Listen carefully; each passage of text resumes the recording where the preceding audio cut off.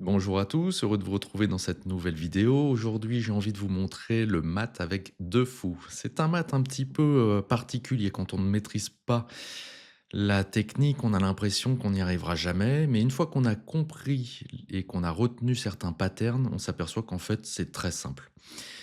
Eh bien, c'est ce que je vous propose dans cette vidéo. On va essayer de voir cette méthode. Donc, ce qu'il faut comprendre, donc là, on se retrouve dans une position très classique avec nos deux rois placés de manière un peu aléatoire et nos deux fous ici. L'objectif va être de bloquer le roi noir sur la huitième rangée pour qu'il ne puisse plus s'échapper. Et pour le mater complètement, on va devoir l'emmener sur un des deux coins de l'échiquier. Donc, comment est-ce qu'on va faire? On va d'abord réunir nos deux fous au centre de l'échiquier et à proximité de notre roi. Une fois qu'ils sont dans cette forme-là, vous pouvez donc imaginer leur rayonnement et vous vous apercevez qu'ils forment une espèce de vase ou de seau qui va vous permettre en fait de bloquer la fuite du roi adverse. L'objectif va être donc de remonter ce seau, ce vase, progressivement jusqu'à ce que le roi soit bloqué sur la huitième. Pour ce faire, il ne faut pas oublier de monter le roi en même temps et il ne faut pas forcément se précipiter. Il n'y a pas besoin de vouloir aller trop vite. Quelle que soit la réaction du roi adverse, on prend notre temps. Parfois, il bloque un petit peu la montée. Et bien dans ce cas-là, on n'hésite pas à le contourner avec notre roi. Vous voyez, il ne peut pas descendre de toute façon, se rapprocher de nos deux fous. Et on l'empêche de s'approcher de trop. Une fois que le roi n'est plus à proximité, on peut remonter donc nos deux fous. Le roi cherche un petit peu à s'échapper, mais il est toujours bloqué. Et on monte tranquillement. Et vous allez vous apercevoir qu'à un moment donné, on se retrouve sur la cinquième. Une fois qu'on est sur la cinquième rangée, je vous conseille de d'abord monter votre roi. Si vous ne le faites pas, vous risquez des fois d'avoir des problèmes, de ne pas arriver à finaliser en fait. Et des fois, vous ne pouvez pas puisque le roi adverse vous bloque. Donc dans ce cas-là, vous contournez le roi, ça ne change rien en fait. Et vous vous retrouvez donc sur la sixième. Une fois que vous êtes sur la sixième, vous pouvez maintenant monter vos deux fous. Et on se retrouve avec le pattern qu'on cherchait, c'est-à-dire le roi adverse bloqué sur la huitième rangée et nos trois pièces sur la sixième. Nos trois pièces doivent être positionnées de cette façon-là, notre roi et les deux fous. Si notre roi arrive sur le côté gauche de nos deux fous, à ce moment-là, on va mater sur le côté droit. Pour ce faire, il faut retenir un pattern qui est toujours le même. À partir de là, on n'a plus vraiment à s'occuper du roi noir parce qu'il ne peut plus s'échapper. Donc on recule d'une case notre fou qui était au centre et on fait en fait une place à notre roi. Vous allez comprendre, c'est toujours la même chose. Ensuite, le roi va prendre sa place et on contourne avec le fou qui a été déplacé. On contourne le roi pour prendre la nouvelle place et reconstituer le pattern.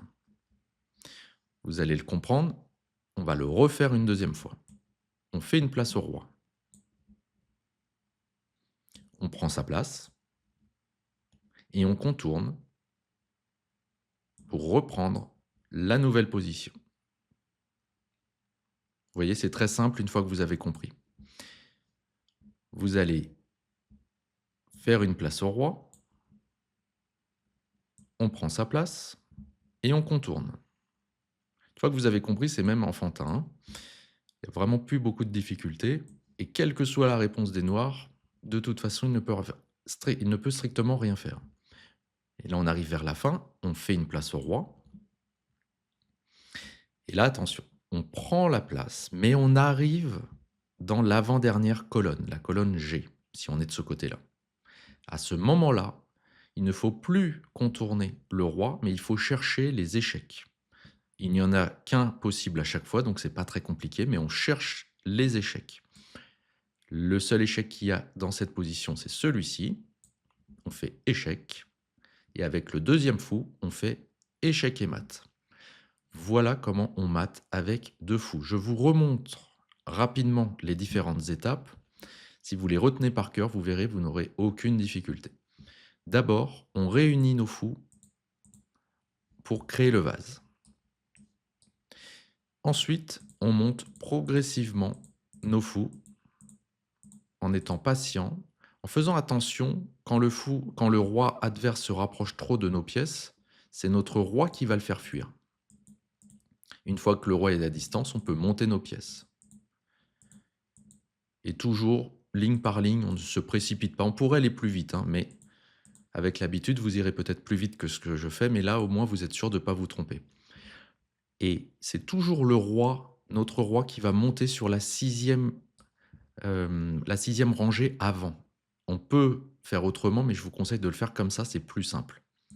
Ça évite les erreurs et de voir le roi noir qui fuit, ça serait un peu embêtant. Une fois que le roi est positionné en sixième, vous pouvez monter vos 2 fous. Et à partir de là, c'est encore plus simple, puisque le pattern est toujours le même.